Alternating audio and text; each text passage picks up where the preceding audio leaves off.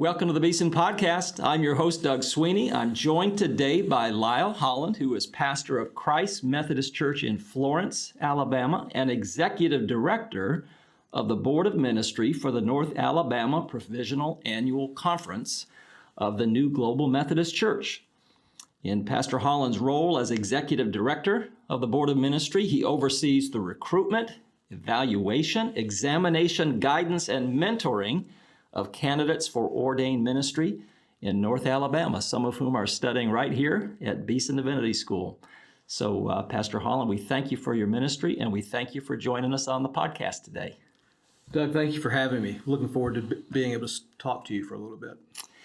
So some of our listeners probably know you already, but for those who don't, why don't we introduce you to them? Tell us just a little bit about yourself, how you came to know the Lord, how you became a pastor.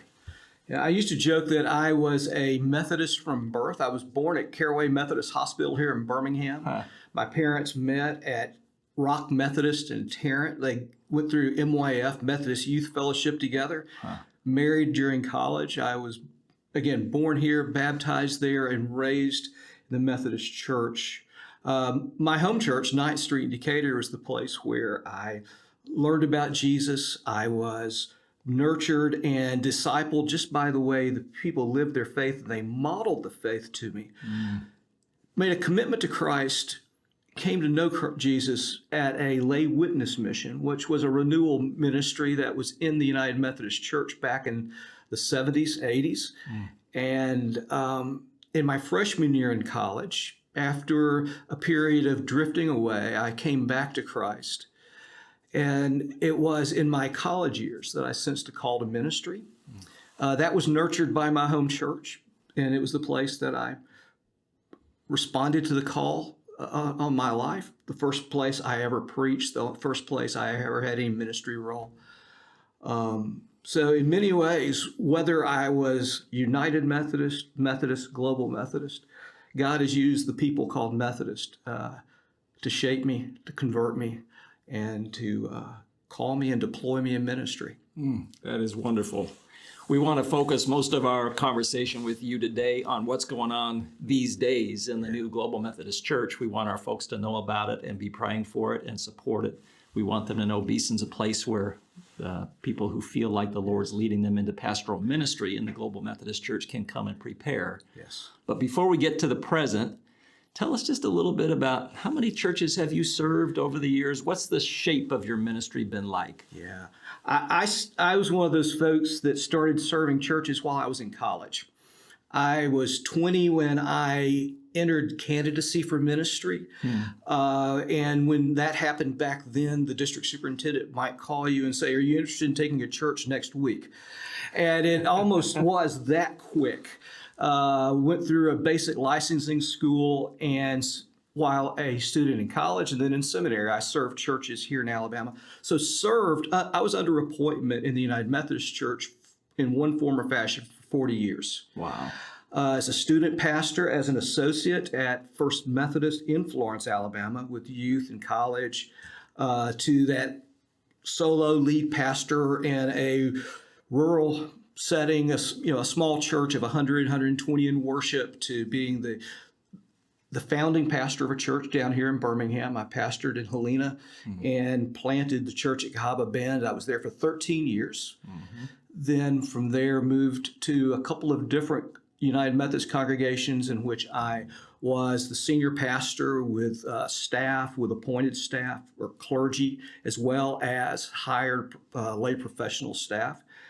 And in 23, after going through this period as the denomination was separating, in June of 23, I withdrew my credentials from the United Methodist Church and entered ministry with the Global Methodist Church. They recognized my credentials, and I was appointed to Christ Methodist in Florence, Alabama. Wow, that's great. We probably ought to help at least some of our listeners understand what's been going on in recent years in the Methodist Church. You're a great person to help with this because you served for decades as a faithful pastor in the United Methodist Church and are now moving over to the Global Methodist Church and providing leadership there. without getting into things that wouldn't be super edifying, just kind of help our people get up to speed. Those who aren't Methodist don't know what's been going on and why is there a Global Methodist Church these days? That's a great question, Doug. And I know that those of us that lived in it think everybody knows all the details. And we were at a point where we ate, drank, slept these divisions. In the United Methodist Church, pretty close to the origin of the United Methodist Church, a debate developed around the question of human sexuality. How will we welcome and be in ministry with people who are LGBTQ? The denomination from 72 forward had made a commitment to what we might call a traditional understanding related to marriage, one man, one woman, ordination, that someone who is to be ordained is to live to the highest consideration of Christian sexual ethics. I don't even know if I would say those should be the highest, but what we have considered the historic traditional commitment of the church. But that was really a presenting issue in how we found ourselves. We would see Scripture from a different place. There was a division in understanding how we understood Scripture, how we understood our call to offer Christ to the world. And those continue to play out. Methodists gather every 4 years or so for a thing called the General Conference, where the polity and the shared commitments in doctrine and practice are debated and agreed upon. Some pieces, as folks have always reminded me, will never change.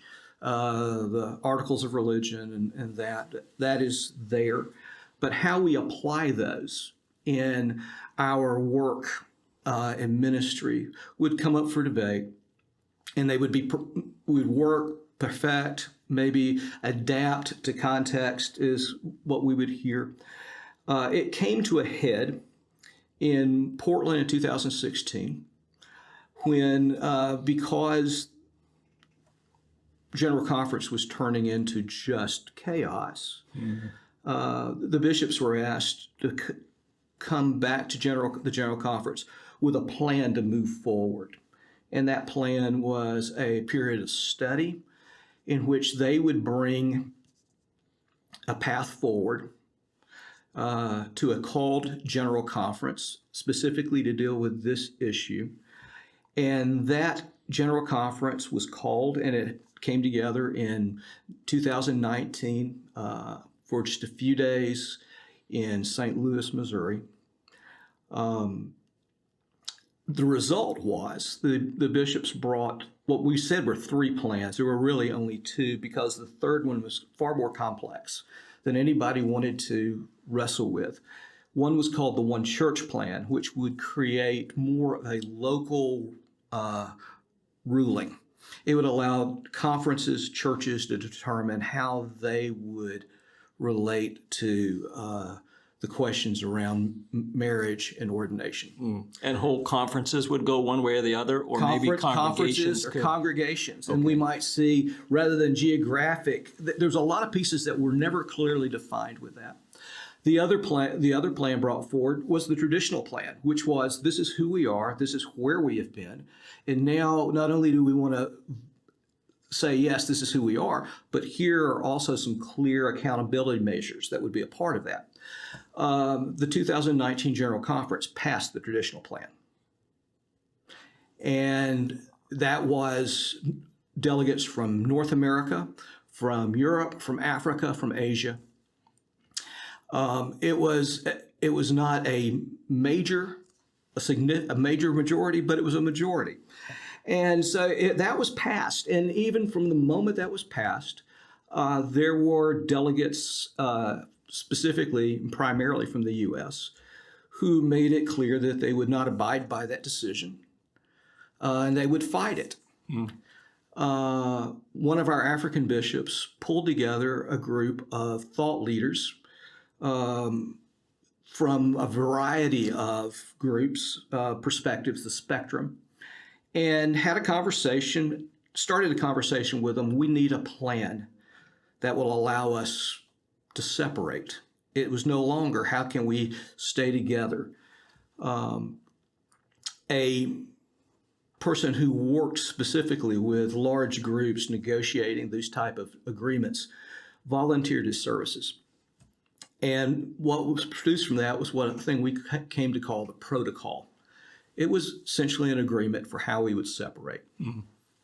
And the expectation was that at General Conference 2020, that would be the primary focus of General Conference of 2020.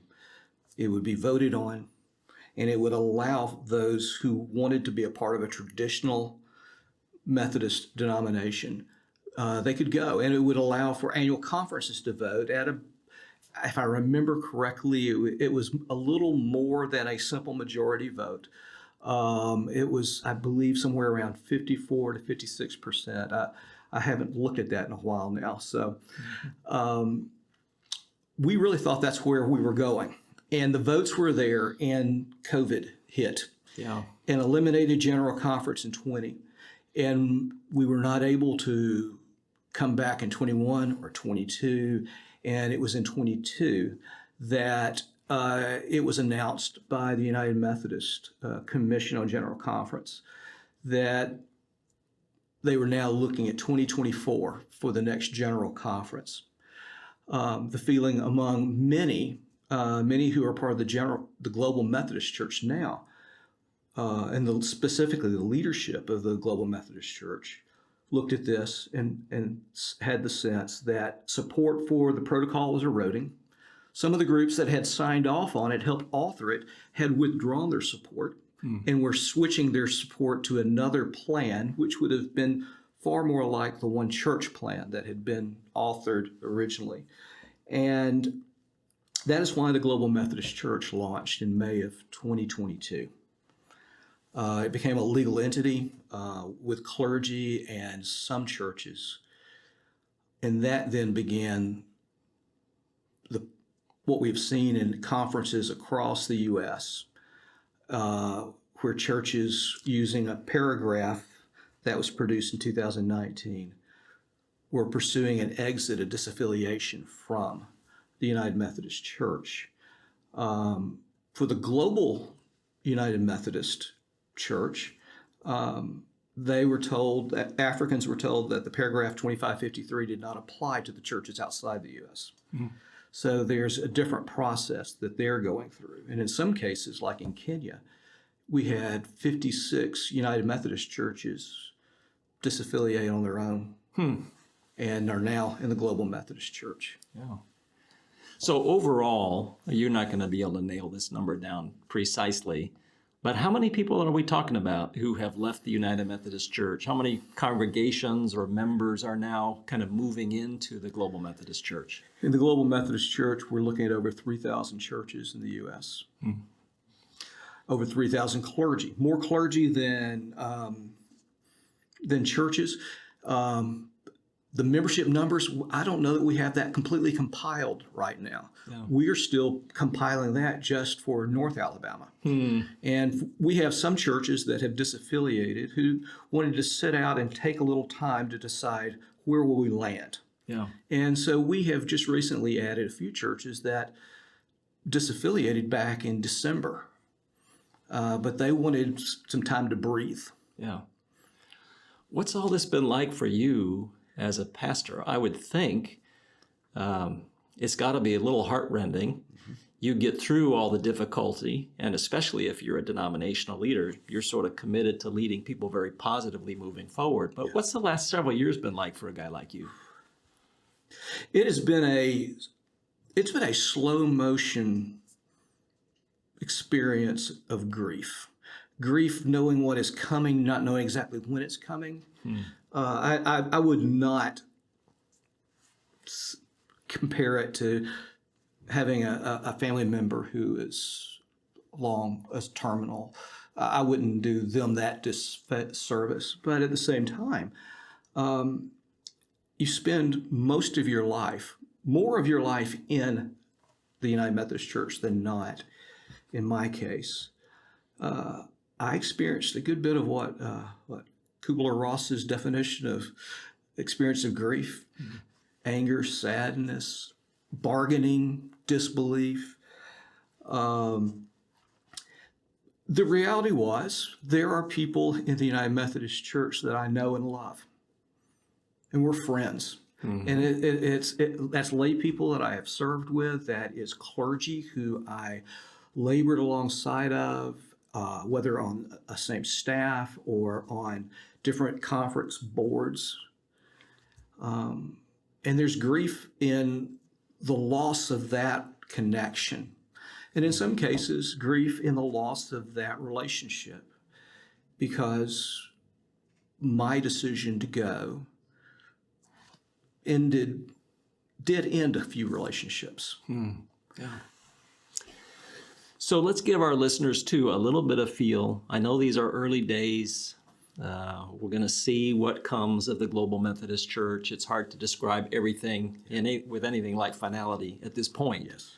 But insofar as we can describe what the GMC is like and what you hope it will be like moving forward, what its priorities are going to be and so on, how would you describe it?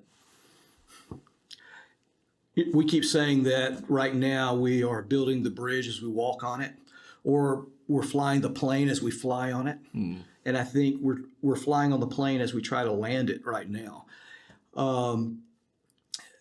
We're committed to being a Wesley Arminian expression of historic Christianity.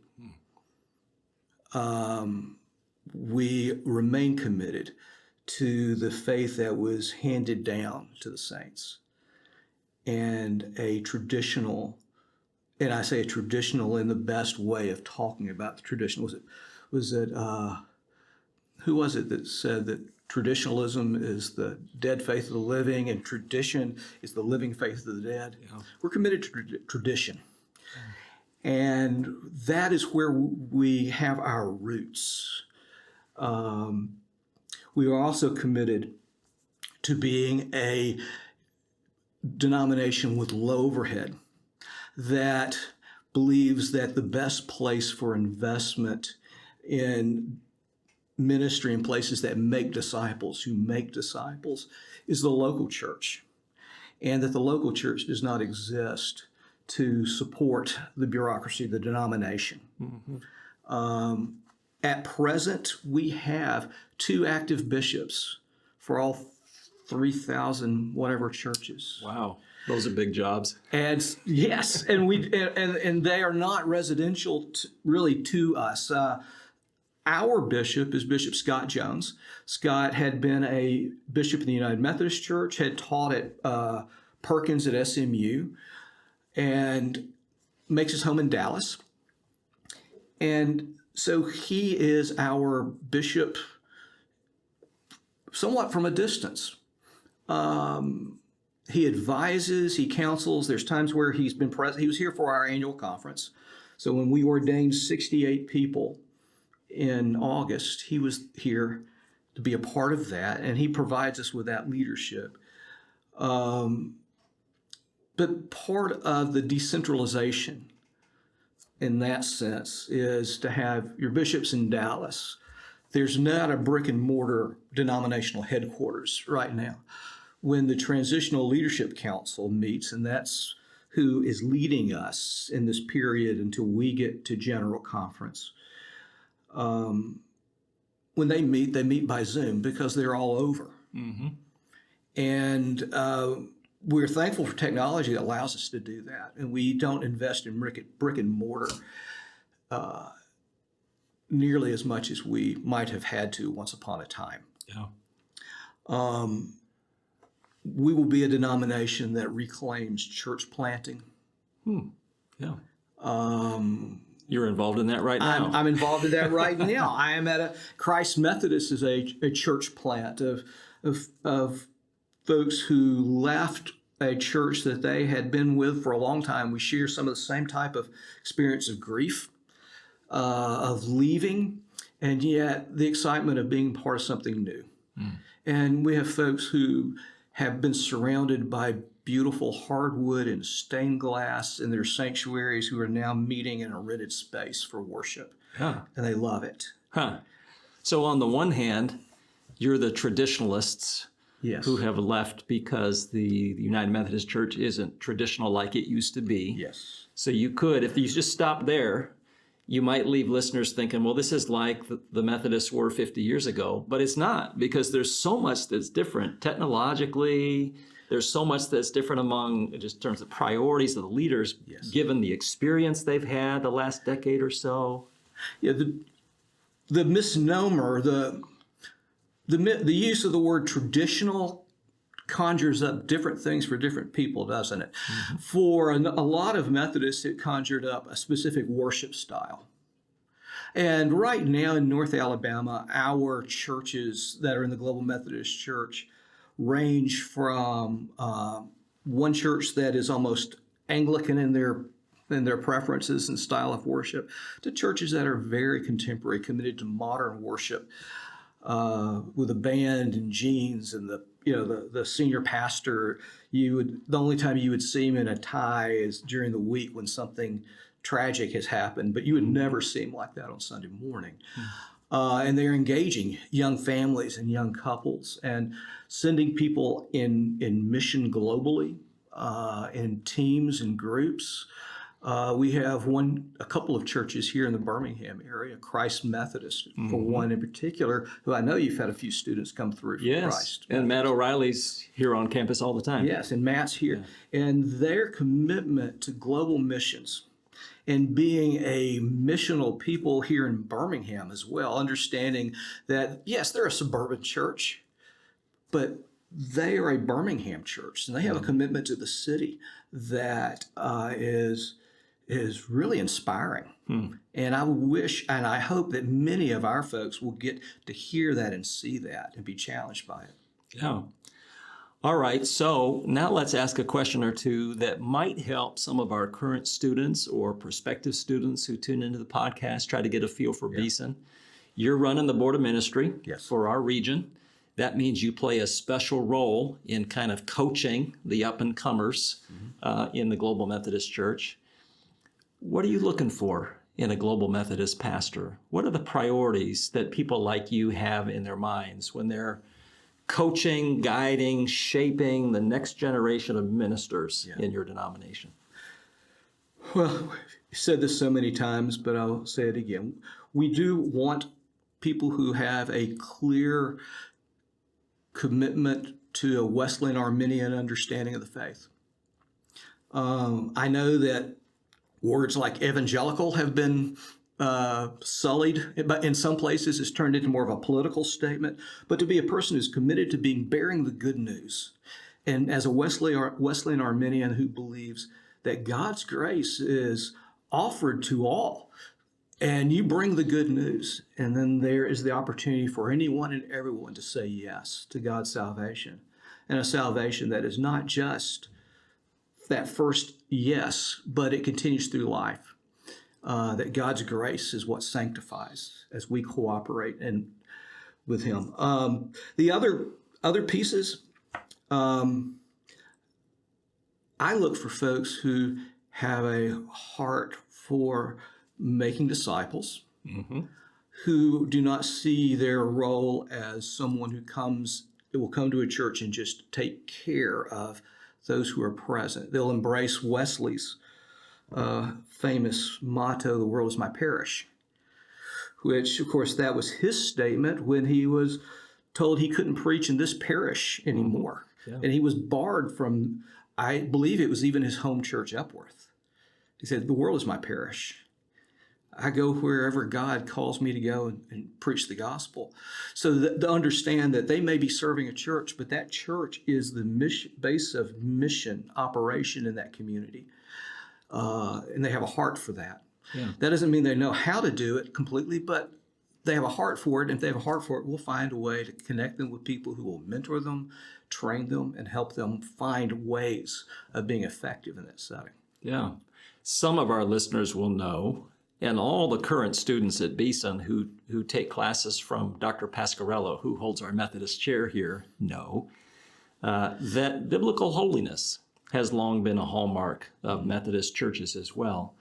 When non-Methodists hear that, they don't always know what that means. Help us out a little bit. What's the kind of biblical holiness that good Methodists are calling the rest of us to account for? Yeah, we used to hear the phrase Christian perfection, or to be made perfect in love. And then even that phrase perfection creates questions, perfectionism. Yeah. When we talk about being made holy, I love Wesley's definition, talking about a Methodist is someone who loves God with her whole heart, mind, soul, and strength. It's living out the Shema in such a way, or as Scott McKnight calls it, the Jesus Creed, in such a way that we love God with all our we love our neighbors, and that becomes our primary motivation, and that what moves our life. Is there still the possibility that even in that place you'll sin? Yes, obviously. But the intent, the trajectory of your heart and your mind is to love God fully with all you are.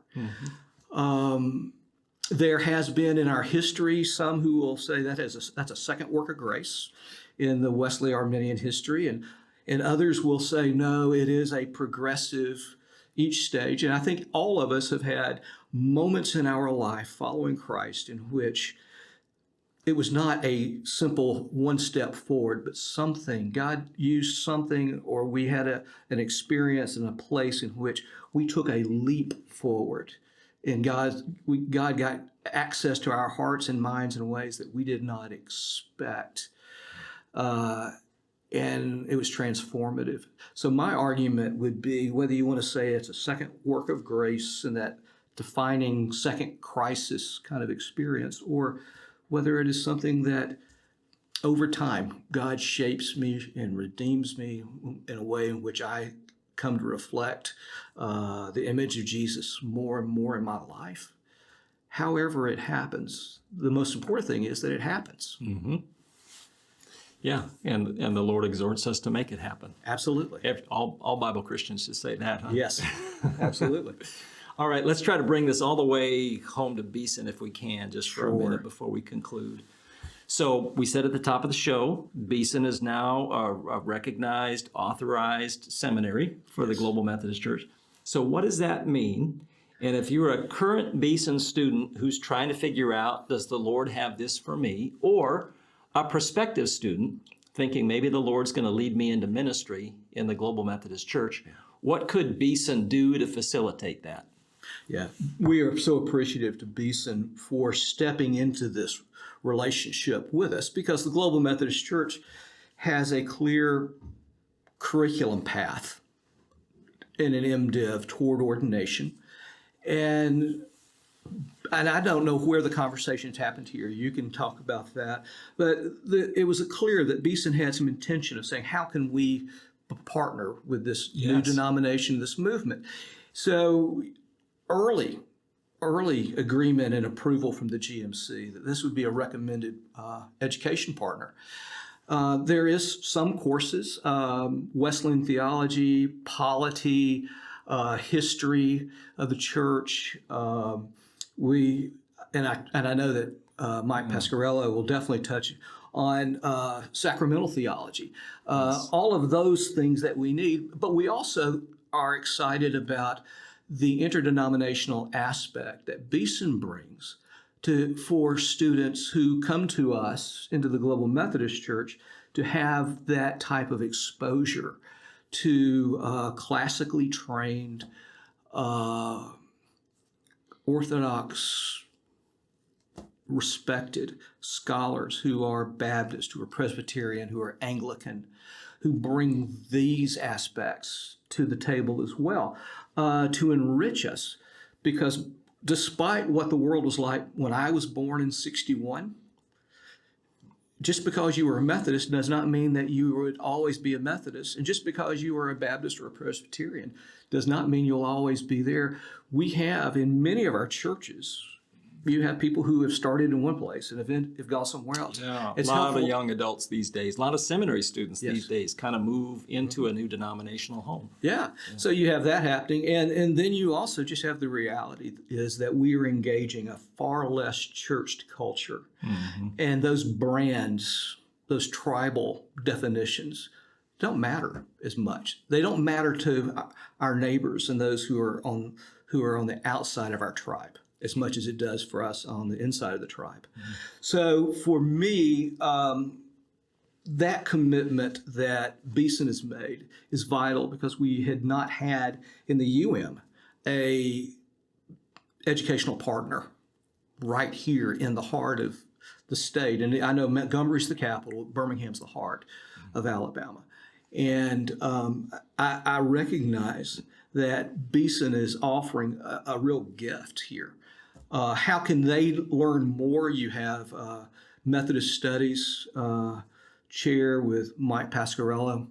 I'd already mentioned Christ Methodist, where Matt O'Reilly is. We have, just in the Birmingham area, an easy drive from campus, Christ Methodist, Mountain Chapel over in Vestavia Hills, Clear Branch out in the Trussville area, First Methodist Trussville, First Methodist Hueytown. And I know as soon as I start doing this, I am going to blank and more. So, but there are a number of churches in our area that are having good, vital ministry that reflect, I think, the wealth that is right now in the Global Methodist Church, and would be a great place for students to have a kind of a come and see experience. Go see, taste.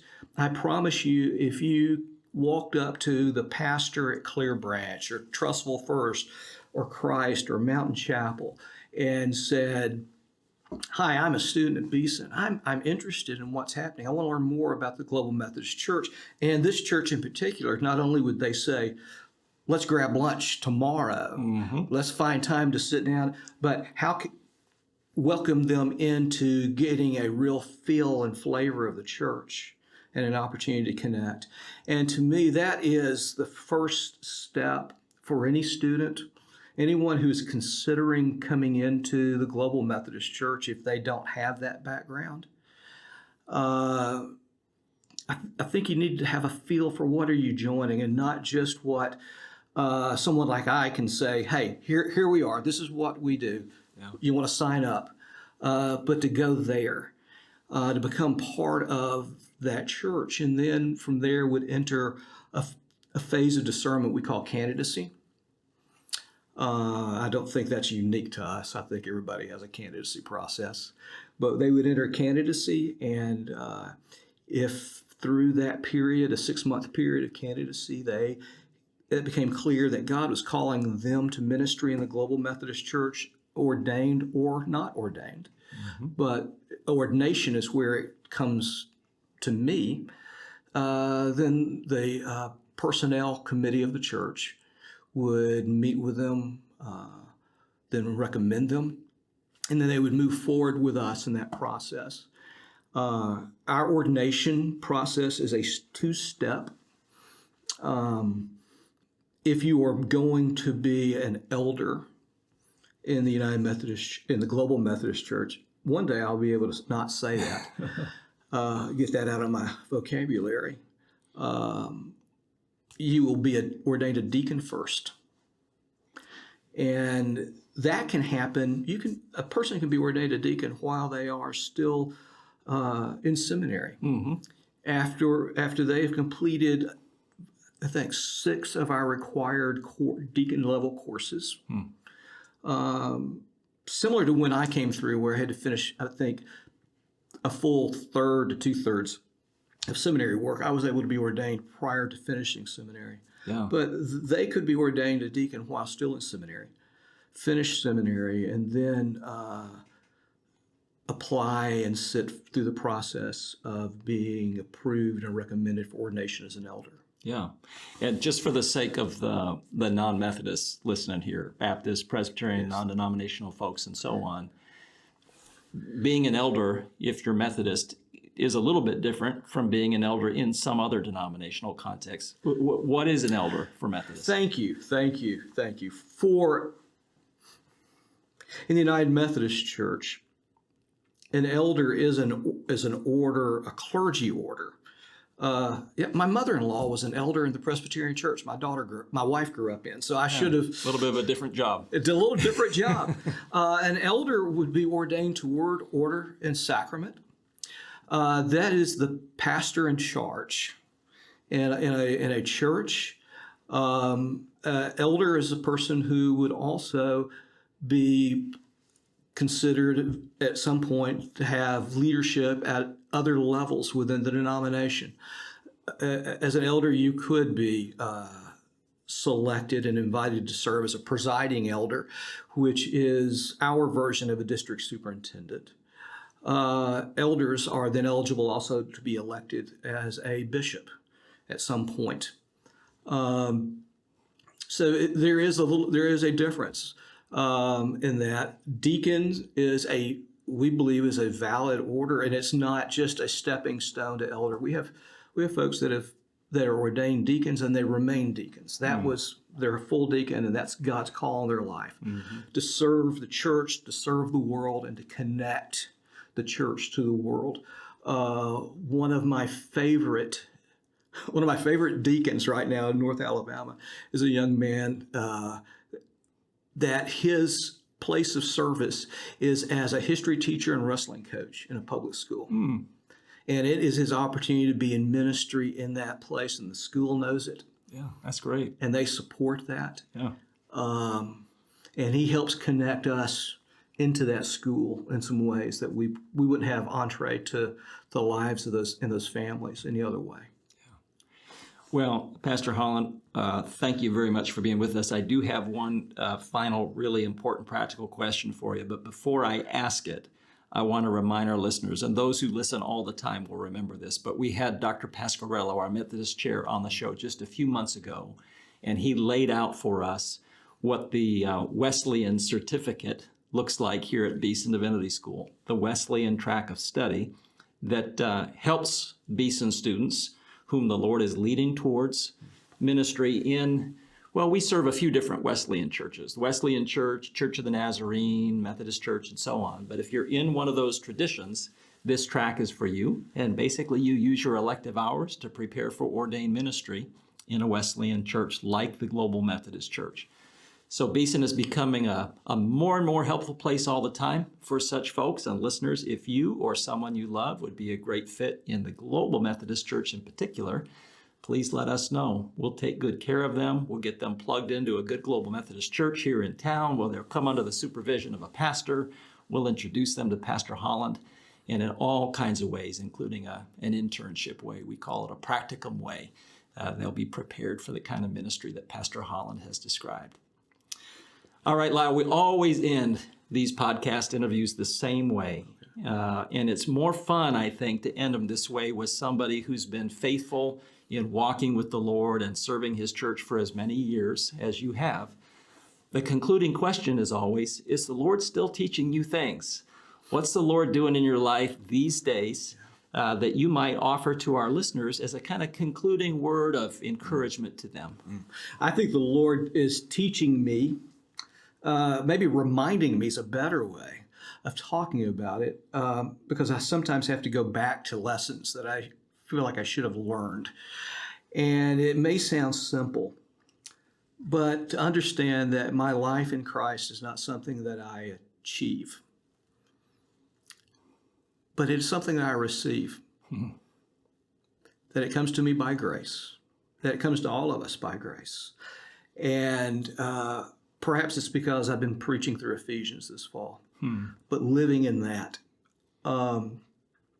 Yes, there's effort as we learn to cooperate with God's grace at work in our life by intentional practices. But it's never something I can claim as this is what I have accomplished. The gift of that is to understand that my identity in Christ is not something that I am responsible to build and polish up. but as one who has been adopted by a father. That is who I am first. That's a wonderful word. And listeners, that's who you are first as well, if you have placed your faith in Christ. Amen. You have been listening to Pastor Lyle Holland. He serves Christ Methodist Church in Florence. The reason we've invited him to be on the podcast today is he's also executive director of the board of Provisional Annual Ministry for the new Global Methodist Church. And he's the one in our region who takes good care of, looks after up-and-coming people like the people at Beeson Divinity School who are interested in the possibility of being ordained to pastoral ministry in the Global Methodist Church. So he's a good person to know. Thank you, Lyle, for being with us. Doug, thank you for having me with you to be on here today. Thank you, listeners, for tuning in. As ever, we love you, we're praying for you, and we say goodbye for now.